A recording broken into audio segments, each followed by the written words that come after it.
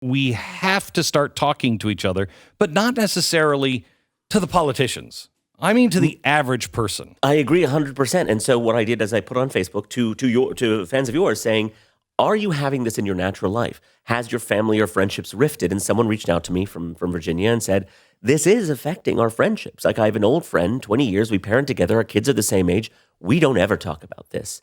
And you could feel when the conversation came up in the room that it got uncomfortable. What's interesting is when we talked, they both realized, there's a clip to play, that they had the exact same experience. Well, I'll tell you, they had the exact same experience being in the voting booth, is that the Muslim progressive stood there and paused and said, I don't know if Hillary Clinton's what I want. And the conservative said, that was my experience. I was also in the booth and said, all I have is Donald Trump as an option. And they had never, ever realized until that conversation, which was a year after the election, that they both felt the same way. But they'd tribally gone to their sides, defended it vehemently, and do not talk about it.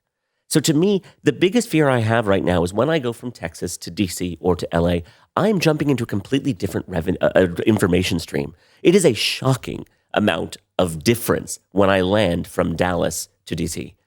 And I get to go back between these worlds, and I'm constantly telling people, but this is a news story in Texas. This isn't a news story because the flow of information is so separate. And if you don't have people talking and say, hey, did you hear that story?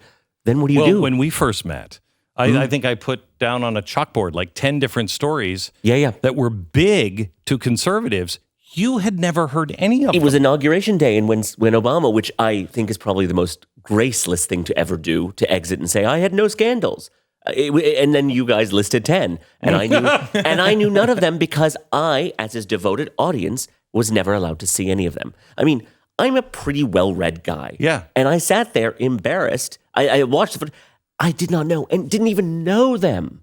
That is shocking to me. And that is to me why we're doing this project, and we're going to do it again and again, of these friends, groups, communities that have stopped talking and saying, okay, first connect. You've been friends. You have a personal relationship. Who you are is so vast compared to who you voted for.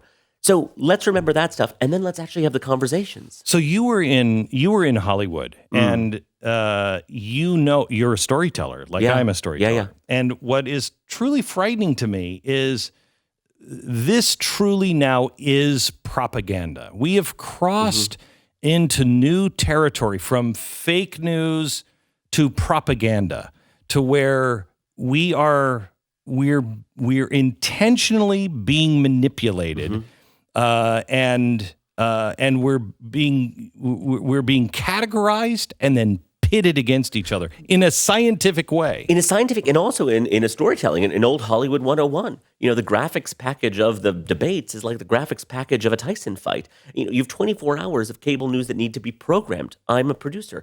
How do you program? How do you get someone to watch CNN at 4 p.m. as opposed to HGTV? You have to get them excited, interested, and feel like it's devastating. So that need to create the conflict, to get the viewer to change channels, is now constant. It's the new norm. And so the hysteria happens. You have to find new theories, we've jumped the shark, and then now the shark is even looking at us and saying, what the hell are you doing?